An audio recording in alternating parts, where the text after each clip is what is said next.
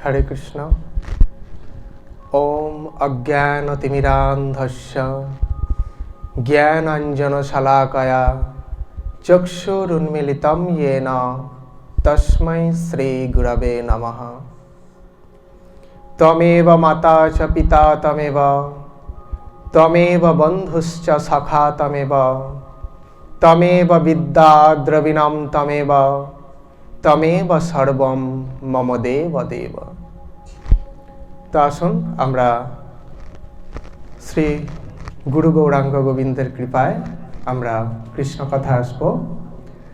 आमादेर आलोचना चलछिलो श्रीमद् भगवद गीता मानव समाज के प्रगतिशील करे।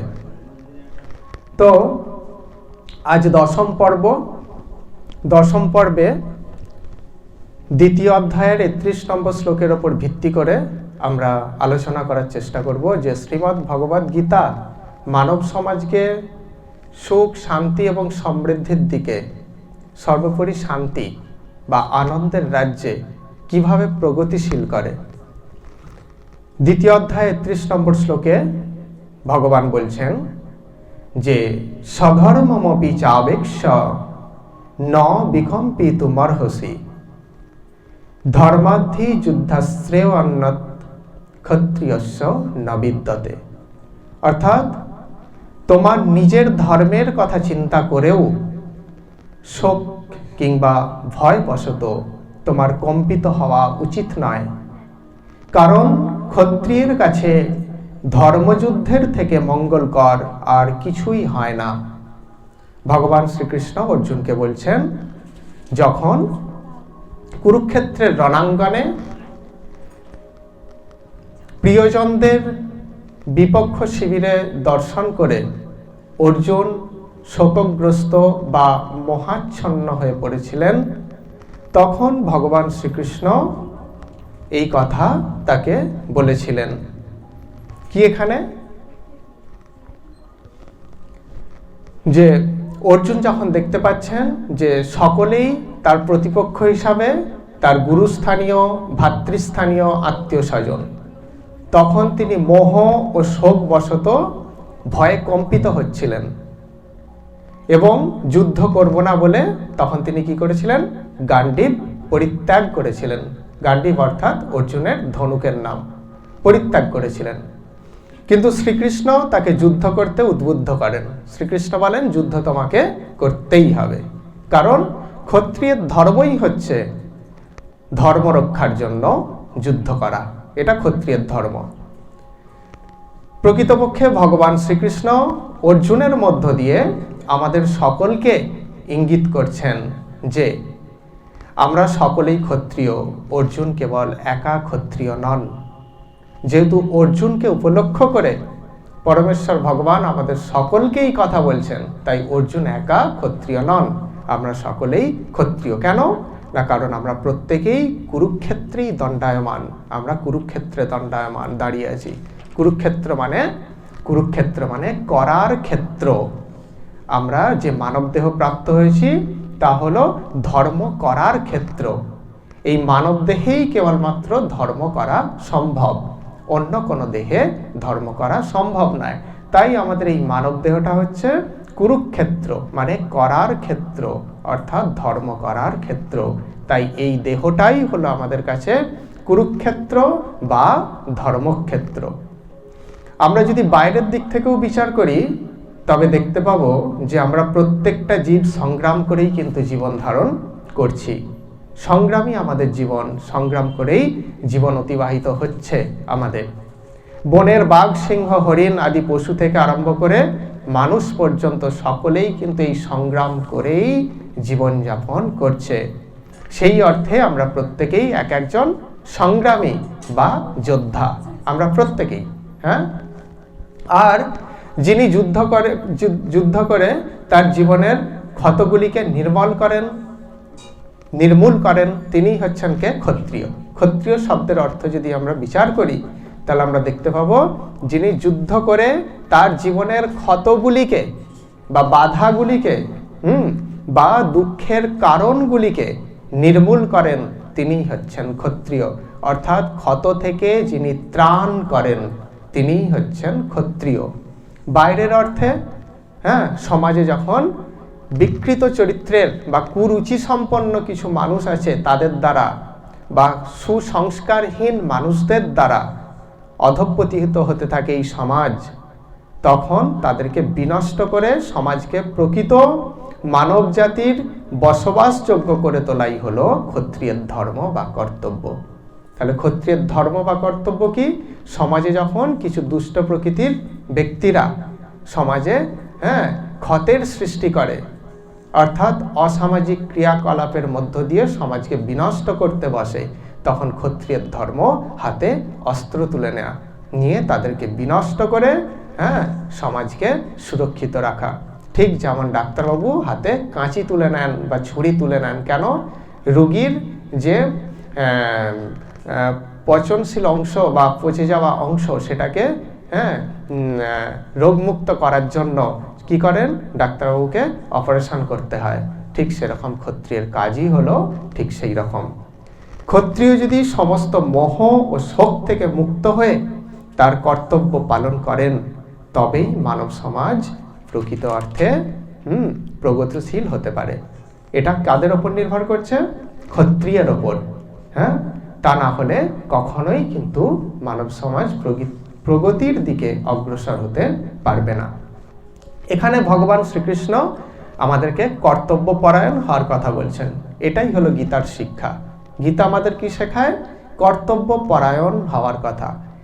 যার যেটা কর্ম সেই কর্ম করে সমাজের প্রতি বা নিজের প্রতি সকলের প্রতি কর্তব্য পরায়ণ হওয়ার শিক্ষা প্রদান করছেন। একমাত্র কর্তব্য পরায়ণ ব্যক্তিরাই তাদের কর্তব্য পরায়ণতার দ্বারা সমাজকে প্রকৃতপক্ষে প্রগতিশীল করতে পারেন। তাই ভগবান শ্রীকৃষ্ণ সবসময় আমাদের কর্তব্য পরায়ণ হওয়ার শিক্ষা প্রদান করছেন।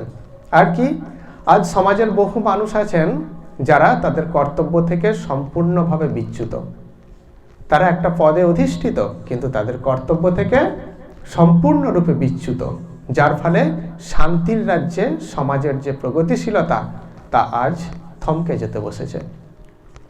সন্তান মাতা পিতার প্রতি কর্তব্য থেকে বিচ্যুত,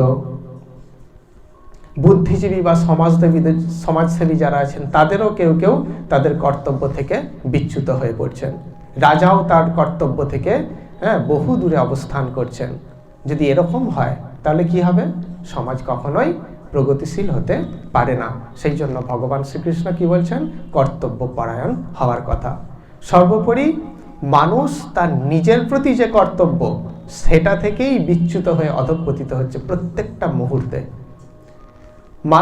একজন মানুষ সে শুধু সমাজের প্রতি কর্তব্য পালন করবে সেটা নয়, সবার আগে কি করতে হবে?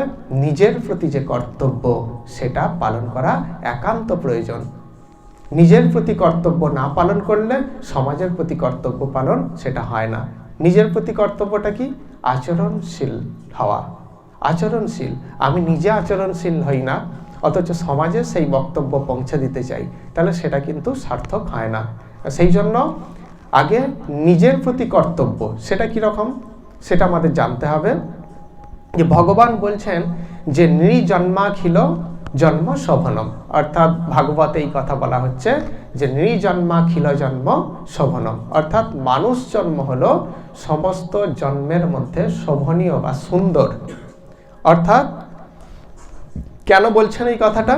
কারণ মানুষ পূর্ব জন্মে তার চেতনায় যে জড় কামনা বাসনা বা অজ্ঞানতার ক্ষত সৃষ্টি করেছে তা দিব্য জ্ঞানের আলোর দ্বারা সেটাকে নিরাময় করতে পারে, যা অন্য কোনো দেহধারী জীব পারে না।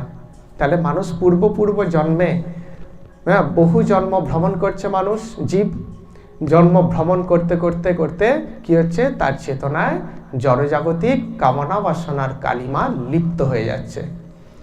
মানব জন্ম তাকে দেয়া হচ্ছে কেন? সেই কালিমা থেকে নির্মুক্ত বা মুক্ত হওয়ার জন্য একটা সুযোগ দেয়া হচ্ছে। তাই এই মানব জন্মটাকে কি করা হচ্ছে না শ্রেষ্ঠ বা সুন্দর বা শোভনীয় বলা হচ্ছে। তাই মানব দেহধারী জীবী হলো শ্রেষ্ঠ যোদ্ধা, শ্রেষ্ঠ সংগ্রামী আর শ্রেষ্ঠ ক্ষত্রিয়। কেন না এই ক্ষত থেকে, অর্থাৎ নিজের চেতনার যে মলিনতা সেখান থেকে মুক্ত হওয়ার জন্য সংগ্রাম করতে হয় নিজেকেই। এটাই হচ্ছে নিজের প্রতি কর্তব্য পালন করা। বর্তমানে সমাজে আমরা সবার প্রতি কর্তব্য পালন করি, সংসারের প্রতি বা অন্যান্য আত্মীয় স্বজন বন্ধু বান্ধব সবার প্রতি, কিন্তু নিজের প্রতি কর্তব্য সম্পাদন হচ্ছে এইটাই। নিজের চেতনার মধ্যে যে অজ্ঞানতা বা মলিনতার যে প্রলেপ পড়ে আছে, সেই প্রলেপ থেকে নিজেকে মুক্ত করাই হচ্ছে নিজেকে কৃপা করা বা দয়া করা বা নিজের প্রতি কর্তব্য পালন করা। মানুষের জীবনের সবচেয়ে বড় এবং সবচেয়ে শক্তিশালী শত্রু হলো তার চেতনার অজ্ঞানতা বা কুসংস্কার। তার সব থেকে বড় শত্রুকে বললাম, আমাদের চেতনাতেই বসবাস করে, সেটাকে না অজ্ঞানতা ও কুসংস্কার। আমাদের চেতনায় যেটা বসবাস করে সেটা আর কোথাও বসবাস করে না, আমাদের চেতনাতেই সেটা থাকে। এই অজ্ঞানতা বা কুসংস্কারই আমাদের আত্মার নিত্য আনন্দকে আবৃত করে রেখে আমাদেরকে জড়বন্ধনে আবদ্ধ করে অশেষ দুঃখ কষ্ট প্রদান করেন। এই অজ্ঞানতার কাজ কি? এই অজ্ঞানতার কাজ হলো আমাদের জড়জগতের বন্ধনে বা অবিদ্যার বন্ধনে আবদ্ধ রেখে দুঃখ কষ্ট প্রদান করা। একজন অপহরণকারী যেরকমভাবে অপহৃত ব্যক্তিকে অত্যাচার করে তার উপর, ঠিক সেই রকম অজ্ঞানতা আমাদের উপর এইভাবেই অত্যাচার যেন করছে। তাই আমাদের পরম কর্তব্য হলো সেই অজ্ঞানতার বিরুদ্ধে সংগ্রাম করে আত্মার নিত্য যে আনন্দ সেটাকে জাগরিত করা। আমাদের আত্মার মধ্যে যে নিত্য আনন্দ আছে, কেন আছে আত্মার মধ্যে? কারণ আত্মা হচ্ছে পরমাত্মার অংশ, তাই তো? পরমাত্মার অংশ। তাহলে পরমাত্মার স্বরূপটা কি? সৎ চিৎ আনন্দময়। তাহলে পরমাত্মা বা ভগবান যদি সৎ চিৎ আনন্দময় হন, তাহলে আমরা তারই অংশ, আনন্দের অংশ, আমরাও আনন্দ। কিন্তু আমাদের আনন্দটা আবৃত হয়ে আছে এই অবিদ্যা কুসংস্কারের আবরণ দ্বারা আবৃত হয়ে আছে। তাই আমাদের এটাই কর্তব্য, সেই অজ্ঞানতা বা কুসংস্কার থেকে মুক্ত হয়ে নিজের চেতনাকে মুক্ত করে আমাদের নিত্য আনন্দকে জাগরিত করা। আমরা যখন এক এক করে এই কর্তব্য পালনে তৎপর হব, তখন আমাদের সমাজও অজ্ঞানতার কবল থেকে মুক্ত হয়ে প্রকৃত শান্তির রাজ্যে উন্নীত হবে বা প্রগতিশীলতা লাভ করবে। এটাই কিন্তু শ্রীমদ্ ভগবদ্গীতা বলছে। অর্থাৎ বাইরে থেকে কিছু করার প্রয়োজন হবে না। তখন আমি যদি আমার চেতনাটাকে সুন্দর করার প্রচেষ্টা করি, তুমি যদি তোমার চেতনাটাকে সুন্দর করার প্রচেষ্টা করো, আর পাঁচজন যদি সে তার চেতনাকে সুন্দর করার প্রচেষ্টা করে, তাহলে আর আলাদা করে আর পরিশ্রম করার প্রয়োজন হয় না। এক এক করে আমাদের সমাজ সত্যিই শান্তির রাজ্যে প্রগতিশীলতা লাভ করবে। কিন্তু আমরা যদি সেই সংগ্রাম না করি, তবে সত্যিই আমরা ভীষণ বড় ক্ষতির সম্মুখীন হব। তাই ভগবান শ্রীকৃষ্ণ আমাদের সাবধান করে কি বলছেন যে অথ চেত্তমিমম ধর্মম সংগ্রামম ন করিষ্যসি তত সধর্মম কীর্তম চ হিত্বা পাপ মবাপসসি। গীতার 2য় অধ্যায়ের 33 নম্বর শ্লোকে। অর্থাৎ তুমি যদি এই ধর্মযুদ্ধ না করো, তাহলে তুমি তোমার স্বধর্ম অর্থাৎ ক্ষত্রিয় ধর্ম বা কীর্তি থেকে বিচ্যুত হয়ে পাপের ভাগী হবে। এটা ভগবান সাবধান করে দিলেন। কি? আমাদের চেতনায় যে মলিনতা বা অজ্ঞানতা আছে, সেই অজ্ঞানতা থেকে যদি মুক্ত হওয়ার চেষ্টা আমরা না করি, তাহলে কি হবে? সেই অজ্ঞানতা, যেমন আমাদের শরীরে যদি কিছু একটা পচনশীল রোগ হয়, তাহলে সেটাকে যদি আমরা রেখে দিই, তাহলে কি হবে?